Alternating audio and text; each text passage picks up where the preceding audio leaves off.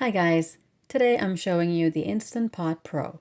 This is the newest model. There's also the Pro Plus, which is Wi-Fi enabled. Connect to the Instant Brand Connects app and you can start cooking with your phone. This Instant Pot is 1200 watts and 6 quarts. It's also available in 8 quarts. If you want to get this Instant Pot, I've put a link right below this video. The inner pot is stainless steel and has silicone handles. It has a flat bottom, and you can cook in this pot on the stovetop, electric, ceramic, gas, or induction. It's also oven safe to 450 degrees Fahrenheit. There are fill line markings, so make sure to follow them. Don't go over the max fill line. The half fill line is for rice, beans, foods that expand while cooking. Of course, don't put the outer pot on the stovetop. The unit measures 12.8 inches in height, 13 inches in length, and 12.7 inches in width. The power cord is 32 inches long, and there is a cord holder.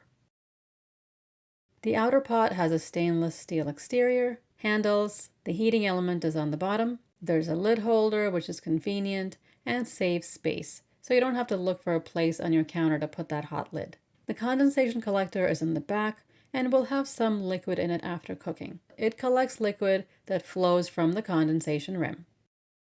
A steam rack is included, as well as an extra sealing ring. Sealing rings pick up the smell of whatever you're cooking, so you can use one for cooking and one for baking if you like. They will wear out over time, so it's nice to have two. The control panel, which I'll talk about in a minute. The lid has a handle. This is the steam release valve, where steam comes out when you release pressure after cooking. The steam release cover. The cover should be on top at all times.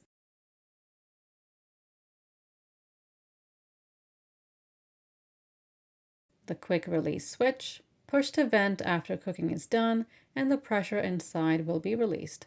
The newer models have this switch, which is really easy and away from the steam release valve, so steam won't be near your hand. When you close the lid, it automatically sets to seal, so you don't have to remember to do that. The red float valve pops up when the unit comes to pressure. It goes down when all the pressure is released. To cool down the Instant Pot quickly, remove this cover and put a quick cool tray filled with ice. The tray is sold separately. This steel part is hot, so don't remove the cover unless you're using the cool tray.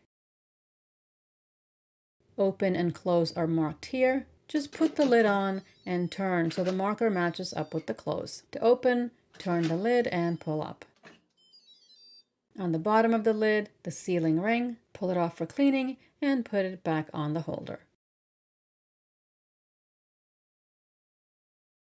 This is the silicone cap, bottom of the float valve. You can pull it off for cleaning. Just don't forget to put it back.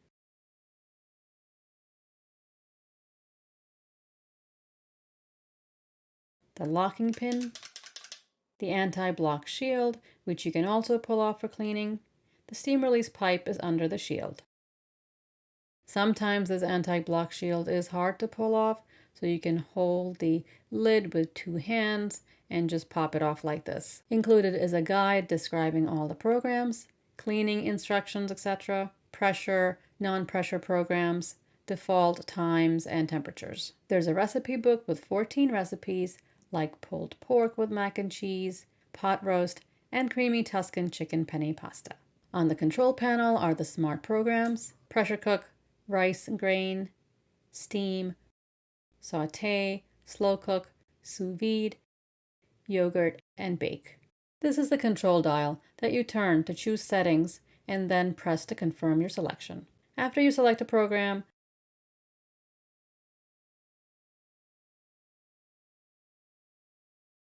choose the pressure, low or high, set the time,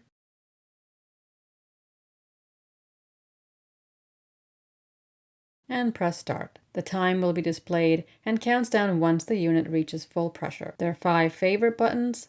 After you set time and temperature for cooking, press one of these buttons and hold for 3 seconds to save that setting, and you can just press the button next time.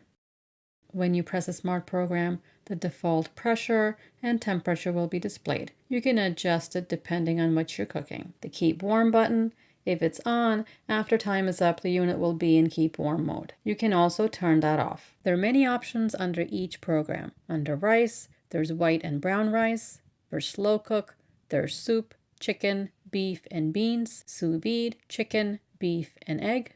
Bake, there's cheesecake and bread. These are preset times and temperature. You can change them depending on what you're cooking. To turn the sound off, the unit should display off. Press and hold the dial for 5 seconds, and then turn the dial to choose Celsius or Fahrenheit if you want. Next is sound on or off. Press the dial to make your choice. The cancel button, press to cancel any program. When you first get the unit, wash the inner pot, rack, and ceiling rings. The rack and ceiling rings are top rack dishwasher safe, and the inner pot is dishwasher safe or hand wash with warm soapy water and rinse. Dry the pot before putting it in the base. You don't have to run a water test, but it is a good idea because you'll know that the unit is working properly. Put the inner pot in the base, pour in 3 cups of water. Close the lid. Choose pressure cook, custom, high pressure,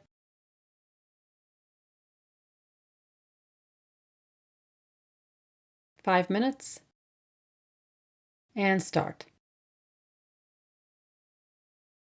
It's preheating. The float valve has popped up, so the unit has reached full pressure. That took less than 10 minutes. Now 5 minutes is displayed and it'll count down. The cycle's finished and end is displayed. If we set a vent reminder for 5 or 10 minutes, that would be displayed and count down. To release pressure, move the steam release switch to vent. When the float valve drops down, you can open the lid. I forgot to put the cover on, but please make sure you do.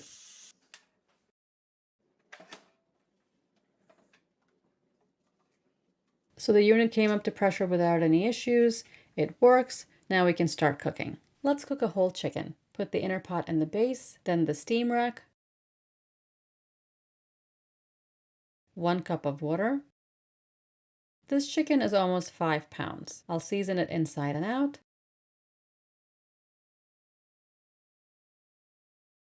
A few lemon slices. Just squeeze that into the pot. Place the chicken on the rack. It just fits.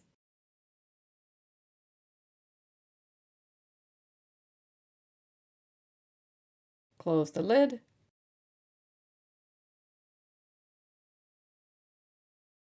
Choose chicken. The pressure is high.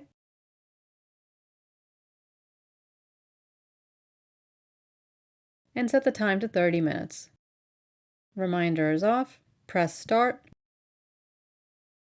It took 9 minutes to reach pressure. After cooking time is up, don't release the pressure right away for foods like soup, thick gravies, lentils, etc. It's best to leave the unit alone for 5-10 minutes and then release pressure. Otherwise, everything will spurt out and the parts can get clogged. It's a mess and you have to spend more time cleaning.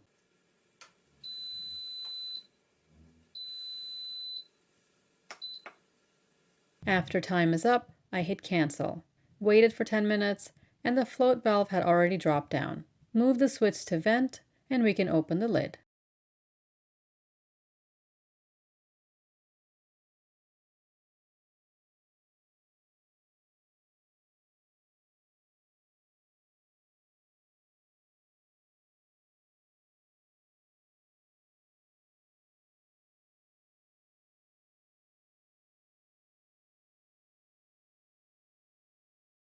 So this broth is delicious. You can turn sauté on and add a cornstarch slurry to thicken it, and you'll have a quick gravy to serve with the meat. Or save the broth and use it for stews or rice. Wait at least 5 minutes before cutting into the chicken. Pressure cooked chicken is always juicy and moist.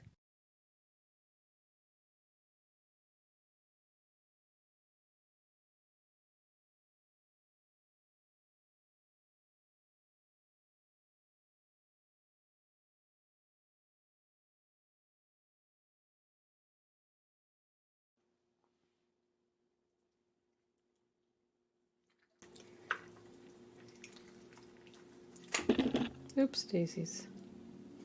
It's definitely cooked. The thigh meat is so good. If there is leftover meat, I take it off the bone right away and save it for wraps, sandwiches, salads, etc. This is a really easy way to cook whole chicken with minimal prep. Now I'll make a chicken curry and use the sauté function. Press sauté high and 30 minutes. Don't use the pressure cooker lid with the saute function. You can buy an Instant Pot tempered lid like this one. Once hot is displayed, you can start cooking. Add oil. It'll heat up right away because the pot is very hot. Cumin seeds, cardamom, cloves, bay leaves, cinnamon, star anise. Add some chopped ginger, chopped onion, a little salt. Saute that for 2 minutes. Add some chopped garlic and saute everything until golden brown. The bottom of the pot is getting too hot, so I'll set the temp to low. While sauteing, you can change the temperature, press the dial, and choose high, low, or custom 1 to 5. Add chopped tomatoes, ground turmeric, chili powder, garam masala, salt. Stir all that up and cook for a few minutes until the oil separates. I'm also adding a little water because the pot is still really hot. Now it's best to cover the pot at this point. You can use a regular pot cover like this, not the Instant Pot lid. Tomatoes are done. Add a cup of water, mix that well. You always want to add water first so it's in the bottom of the pot and it'll prevent it from burning. Add the chicken legs. I've put shallow slits in them and marinated them in spices.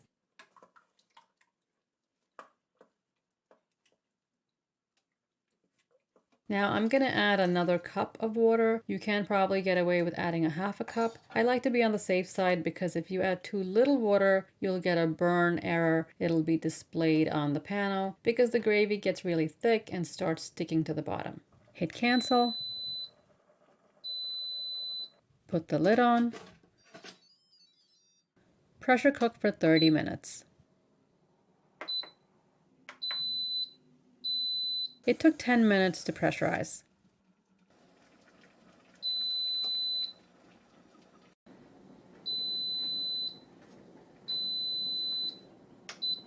Release the pressure.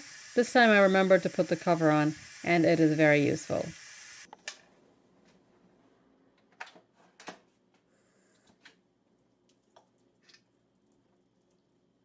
The chicken's cooked, but there is a lot of liquid. Press saute and you can boil off some of this liquid.